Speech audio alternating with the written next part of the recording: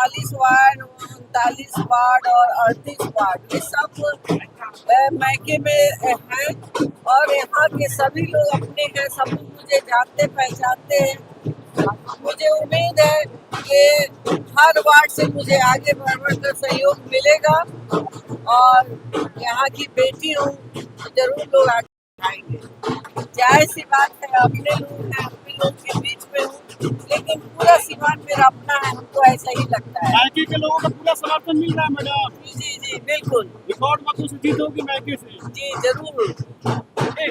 सिवान से आरजेडी सांसद रहे बाहुबली मोहम्मद शहाबुद्दीन की पत्नी हिना शहाब के चुनाव सिवान से निर्दलीय मैदान में उतरने के बाद से सिवान सीट हॉट सीट बन गई है।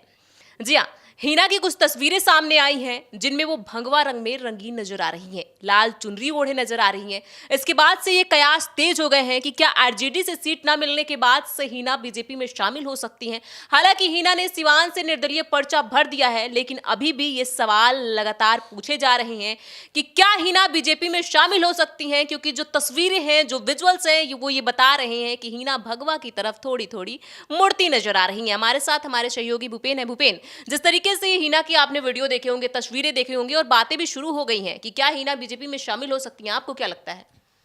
मुझे लगता है नहीं हो सकती हैं, क्योंकि हिना साहब उस नेता की पत्नी हैं जो नेता जीवन भर भाजपा और आरएसएस के खिलाफ राजनीति करते रहा। लालू यादव जो भाजपा और आरएसएस के खिलाफ आज तक। लेकिन हिना तो ये बोल रही हैं कि सिवान किसी भी रंग में रंग सकता है। बिल्कुल, सिवान किसी में, उनका अभी है चुनाव का वक्त। चुनाव के वक्त आप वोट लेने के लिए उस भाषा और एक तरीके से उनका परिवार कभी भी सांप्रदायिक चीज़ों में जो भेदभाव करने की जो राजनीति रही है। शहाबुद्दीन भले एक अपराधी उनके नाम के आगे लगता है, कुख्यात उनके नाम के आगे लगता है।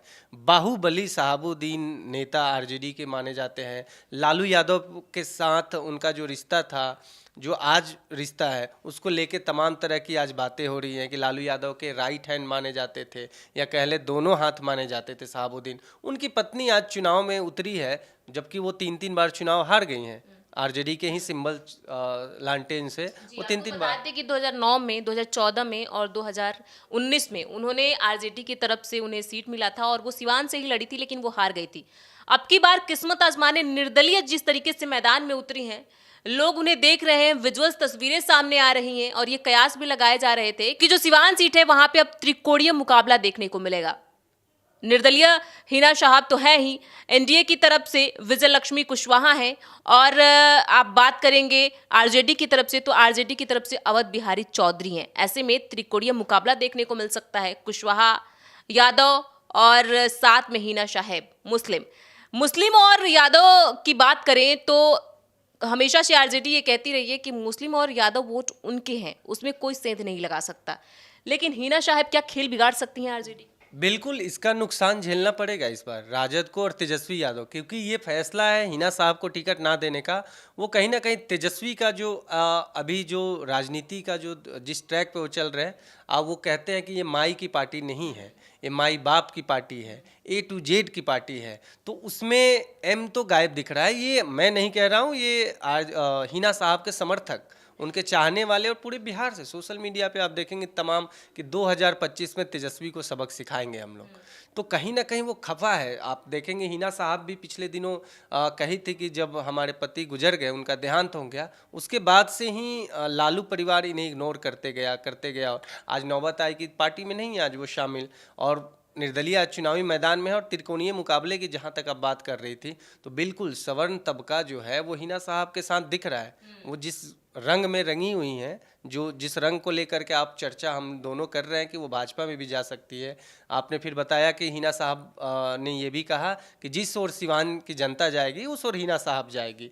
तो उनका कहने का इशारा ये है कि सिवान की पूरी जनता उनके साथ है। वो अपनी एक मजबूती दिखा रही है कि किस तरीके से सिवान के लोग, हर तबके के लोग उनके साथ जुड़ के इस चुनाव में कहीं ना कहीं, जबकि वो किसी तरीके का आरजेडी पे या तेजस्वी पे या लालू परिवार पे आज तक एक भी अपशब्द या नकारात्मक तरीके से कभी कमेंट नहीं किया। बस उन्होंने ये पिछले दिनों ये कहा था कि जब से उनके पति गुजरे हैं तब से उन्हें इग्नोर किया गया और पार्टी से अलग कर दिया गया।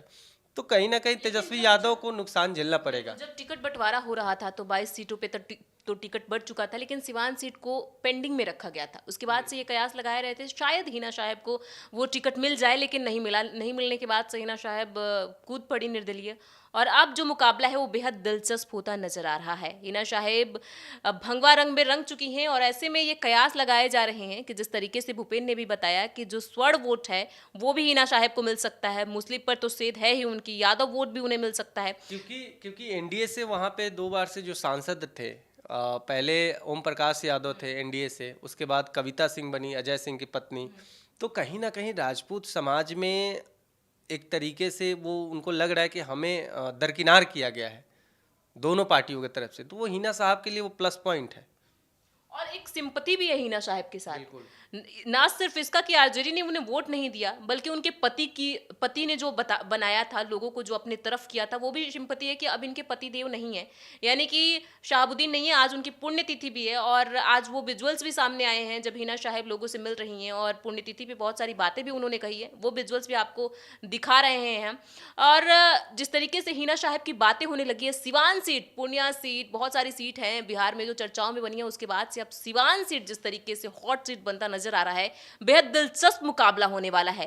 क्योंकि हिना साहब हार मानने वालों में से नहीं है, और 3 बार वो चुनाव हार भी चुकी हैं, और अब कहा जा रहा है कि जिस तरीके से वो निर्दलीय मैदान पे उतर चुकी हैं और अपना किस्मत आजमा रही हैं, क्या कुछ होने वाला है, बेहद दिलचस्प होगा। भूपेन, आखिरी में क्या कहना चाहते हैं? बिल्कुल, आखिरी में वो हॉट सीट तो बिहार में अभी कई एक हॉट सीट है, जैसे पूर्णिया भी एक हॉट सीट अभी माना जा रहा था। अब तो चुनाव वहाँ संपन्न हो गए हैं, वहाँ भी पप्पू यादव निर्दलीय, काराकाट भी पवन सिंह जहाँ से निर्दलीय चुनाव लड़े। तो ये 2 3 4 ऐसी सीटें हैं जहाँ जनता का ज़्यादा ध्यान है, जनता का कह लें या हम मीडिया वालों का ज़्यादा ध्यान है। लेकिन जनता इस बार आप देखेंगे कि वोट परसेंटेज भी कम हो रहा है, वो एक अलग विषय है, अलग मुद्दा है। लेकिन हिना साहब कहीं ना कहीं आरजेडी को चोट पहुंचाएंगे। हिना साहब आरजेडी को चोट पहुंचा सकती हैं, ये हमारा कहना है। लेकिन आप क्या मानते हैं? क्योंकि अगर आप ये वीडियो देख रहे हैं तो आप बिहार से होंगे और बिहार की राजनीति पर थोड़ा बहुत दिलचस्प रखते होंगे। सिवान की जनता क्या जानती है, सिवान की जनता क्या चाहती है, ये भी बहुत दिलचस्प है। हमें कमेंट बॉक्स में लिख के जरूर बताइए, और ऐसे ही तमाम खूबसूरत और बहुत ही मुद्दे वाले बातों पर अपनी नजर बनाए रखने के लिए देखते रहिए इंडिया न्यूज़।